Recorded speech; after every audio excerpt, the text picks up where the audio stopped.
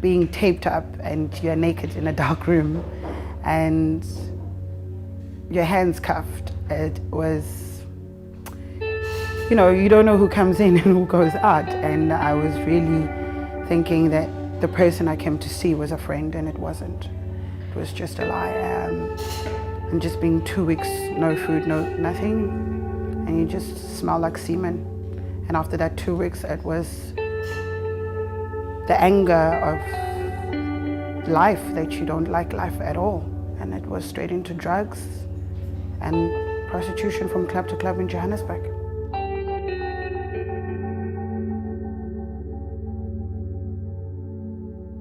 It was a very empty room. And I was like, wow, your room is empty. And she's like, ah, don't worry. You know, as we go through the year, we're gonna start buying stuff and stuff. I'm like, oh, okay.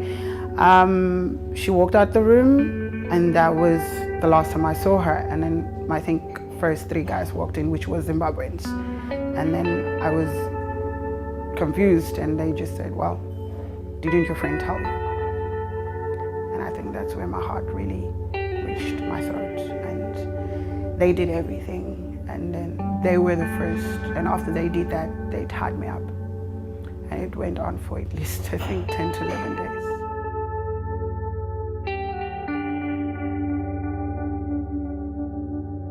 There were times, there's this technique that I did of holding my breath and just trying to get myself out of conscious and not breathe.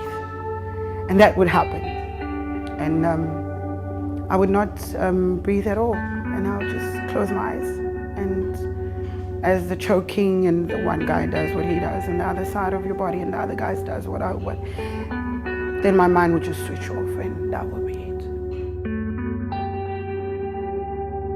After that 2 weeks, just taking a bath was a problem. Because I remember I was in whatever shower, which was a public shower that was in Park Station. And smelling like semen went on for months, because that's what I was soaked in for 2 weeks. If you're trafficked, that's what I learned on that particular time. There has to be another new girl. And I was kicked out of the house because there was another new girl. And I had to find my own way. And I went straight to Park Station. I had to find a guy, truck driver, to give me my first prostitution money. Had sex with him so I can buy clothes and dress myself up. And then he went to the streets, and whatever prostitution I did on Johannesburg streets was always for money and drugs. There was nothing of money to get out because there was too much anger going on. Your day doesn't look like night, your night doesn't look like day, because you just have reflections on what's happened with you. So with my friend, it's somebody that I knew, but it wasn't somebody that I know that could traffic me. Because the way she put it, it was a girl, she was a student, and you know, she was at UJ and all of that, and I didn't know that she had other plans of making money for me, because obviously when it turned out, it's like the money she made off me was for her to continue to study.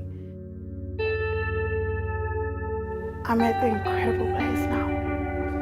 I'm at a beautiful NGO working at Embrace Dignity, and they just like, whatever you want to do with your life, we're here to help you. And I've met incredible people that believe that I am a different person instead of the people that I met when I was going through the process of change. So I'm at an amazing place, and I'm looking forward actually to be on the front line and say no to this thing of human trafficking and prostitution and rape. It's important for me to speak about it because I understand a woman or a young girl or a teenager being raped at that particular time, what happens to her. My first time I knew that everything was taken away. Me not even knowing if I'm a woman or a girl or a teenager or my dreams, everything, it was just completely black. And it's so important that I have to speak out in every way that I can, because it's still happening. Every 30 seconds, a child that's under 5 or 6 is getting raped. Say to the parents, look at your daughters, talk to them, tell them how beautiful they are, because they're going to try to look at from somebody that's going to take advantage of that.